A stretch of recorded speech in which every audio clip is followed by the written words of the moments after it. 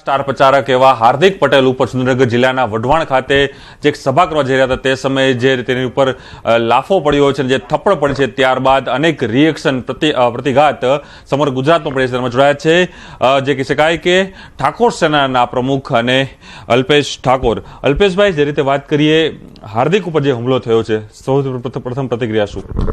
જો આવા બનાવો અને આવી ઘટનાને હું પહેલાં તો સખત શબ્દોમાં વખોડું છું. એમને ઉપર હુમલો થયો એને પણ વખોડું છું, ને પછી જે યુવાનને મારવામાં આવ્યો એને પણ વખોડું છું. રાજનીતિનું સ્તર કઈ જગ્યાએ અને કેટલી નિમ્ન કક્ષાએ જઈ રહ્યું છે આ બતાવે છે. અને આ પ્રકારનું એક જાહેર મંચ ઉપર જે પ્રકારનો આ બનાવ બન્યો, આ બનાવને હું સખત શબ્દોમાં વખોડું છું. અલ્પેશભાઈ, આપ ઘણી વખત હાર્દિક સાથે પણ આંદોલનમાં રહ્યા છો, ઘણી કાર્યક્રમોમાં પણ રહ્યા છો. જે ઘટના બની છે મતલબ રાજકીય પણ ગરમી વધી રહી છે, આક્ષેપ પ્રત્યાક્ષેપ થઈ રહ્યા છે.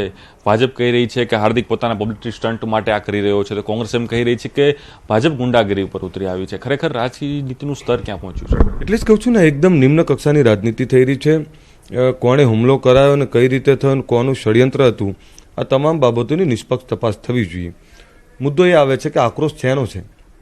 એમણે આક્રોશની વાત કરી, એમણે એવું પણ કહ્યું કે 14 યુવાનો મરાણા. જો આંદોલન વખતે ઘણા બધા બનાવો બનતા હોય છે. આંદોલન અમે પણ કર્યું, આંદોલન એમણે પણ કર્યું, ઘણા બધાએ કર્યું. પણ એ આંદોલનમાં એમણે, મને યાદ છે કે થોડાક ટાઈમ પહેલાં એવું કહેલું હાર્દિકે કે અલ્પેશભાઈ કે એમની સાથે જોડાયેલા લોકો ઉપર કેમ એક પણ કેસ ના થયા.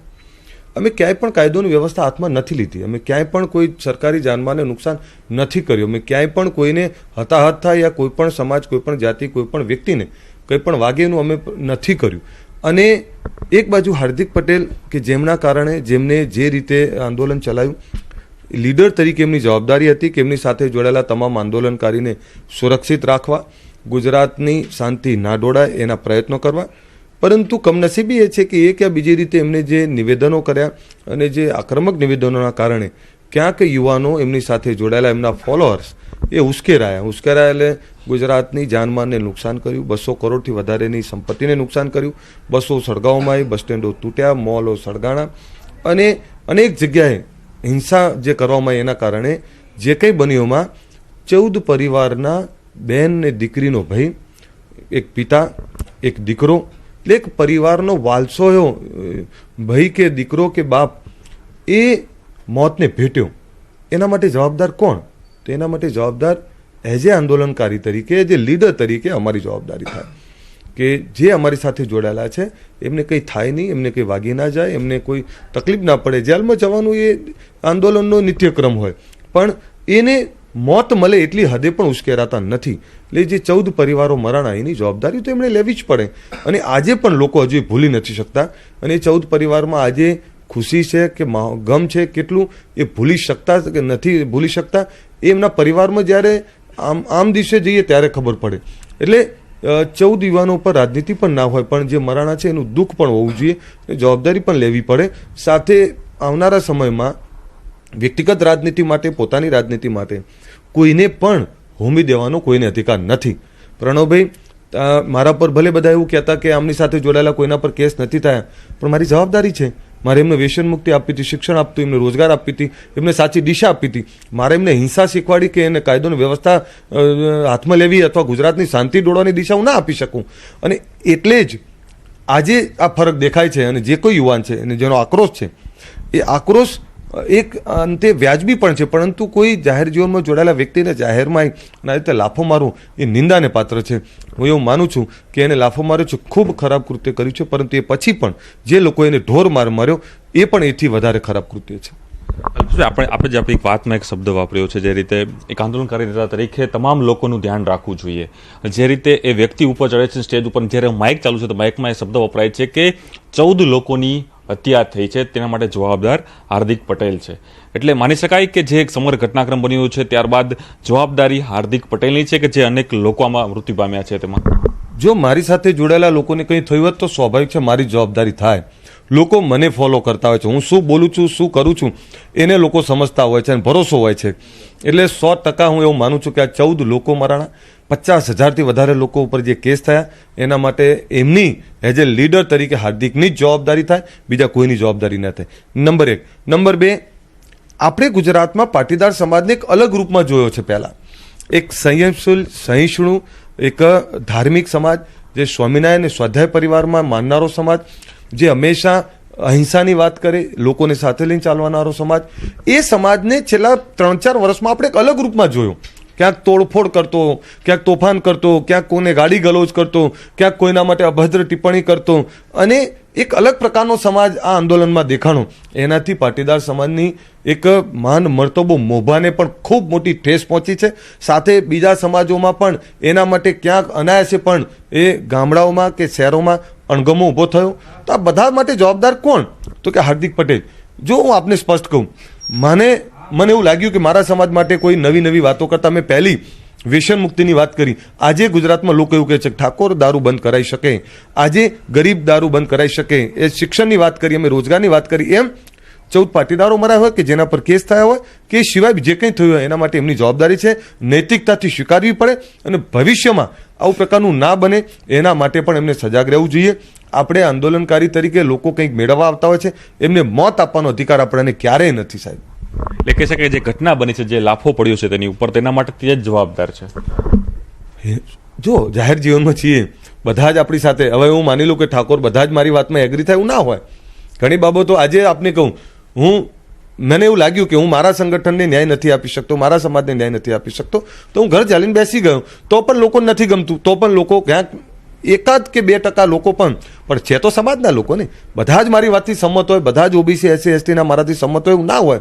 એમ આજે ગુજરાતની શાંતિ દોડવાનો પ્રયત્ન જ્યાં થયો હોય, ગુજરાતની અસ્મિતાને જ્યાં ઝાંખમ પહોંચતી હોય, અને જ્યાં લોકો એવું માનતા હોય કે ગુજરાતનો ભાઈચારો, કારણ કે આપણે ગુજરાતી કેવા છીએ કે આપણે ભાઈચારામાં માનનારા લોકો છીએ. આપણો પહેલો સગો કોણ હોય છે? પડોશી હોય છે. આપણો પહેલો સગો કોણ? તો કે આપણી સોસાયટી, પછી આપણા લોહીના સંબંધો, આપણા કાકા માસી ફઈ ફુવા, એ પછી આવતા હોય છે. અને એવા સંબંધોમાં ક્યાંક નાની મોટી કડવાશ જે ખતરા ગાયો હોય એ. અને બીજું એણે એવું કહ્યું કે મારે જ્યારે ત્યાં આંદોલનના કારણે, આ તોડફોડના કારણે મારી પત્નીને મિસકેરેજ થયું અને આ બધું થયું, આ બધી બાબતોને લઈ અને જે કંઈ થયું છે એમાં હું એવું માનું છું કે હાર્દિકની પોતાની કાર્યશૈલી, પોતાના શબ્દો અને પોતાના વચનો જે છે, અને પોતે જે શબ્દો વાપરે એ જવાબદાર છે. એટલે આ જે કંઈ થયું છે એના માટે હાર્દિક પોતે જ જવાબદાર છે. પાટીદાર સમાજ હવે હાર્દિક સાથે રહેશે, કોંગ્રેસમાં નેતા તરીકે જોડાયા છે, પાટીદાર ચહેરા તરીકે કોંગ્રેસ પાર્ટી તેને મેદાનમાં ઉતારી રહી છે. કેટલો ફાયદો કોંગ્રેસ પાર્ટીને થશે, અને શું પાટીદાર સમાજ હાર્દિકને એક્સેપ્ટ કરશે? નહીં, જો હું હજુ કહું આપને, પાટીદાર સમાજ રહેશે કે નહીં રહેશે એ તો પાટીદાર સમાજ નક્કી કરે છે.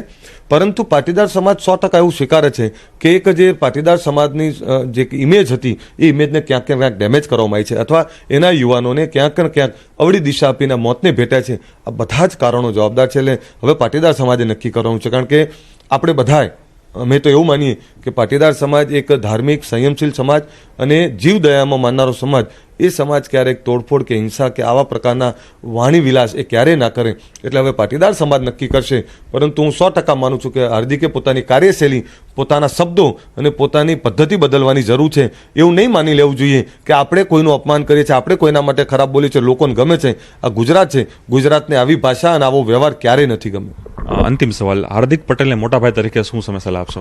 મેં વારંવાર હાર્દિકને સલાહ આપી છે કે આપણી સાથે, તમે આ મારા નિવેદનને છેલ્લા 3 વર્ષથી જોજો, મેં એવું કહ્યું છે કે આપણે આંદોલનકારી છે, આંદોલનકારી તરીકે આપણી સાથે લાખો લોકો જોડાયેલા છે, અને એમને સુરક્ષિત રાખવા આપણી જવાબદારી છે. એટલે બોલવામાં સંયમ રાખીએ, અને આપણે જે બોલીએ છીએ એને ફોલો કરતા હોય છે, અને ફોલોના કારણે ક્યાંક હિંસા થતી હોય છે, ક્યાંક એમને વાગી જતું હોય છે. આના માટે આપણે જવાબદાર છે. એટલે આપણી ભાષા ઉપર સંયમ રાખીએ.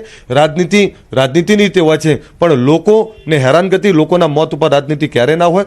સંયમતાથી લોકોને મળે ન્યાય, અને એ પ્રકારની રાજનીતિ કરીએ. આવી પ્રકારની રાજનીતિથી દૂર રહીએ. એ ચોક્કસ આ તરફ છે અલ્પેશ ઠાકોર એક મોટાભાઈ તરીકે પણ સલાહ આપી રહ્યા છે હાર્દિક પટેલને કે તેઓએ પોતાની સ્પીચ ઉપર, પોતાના જે શબ્દો છે તેના ઉપર તેઓ સંયમ રાખવો જોઈએ, કારણ કે રાજનીતિ અંદર જાહેર જીવનમાં હોય છે, તેને લઈને અનેક અસરો પણ સમાજમાં ચોક્કસપણે પડતી હોય છે.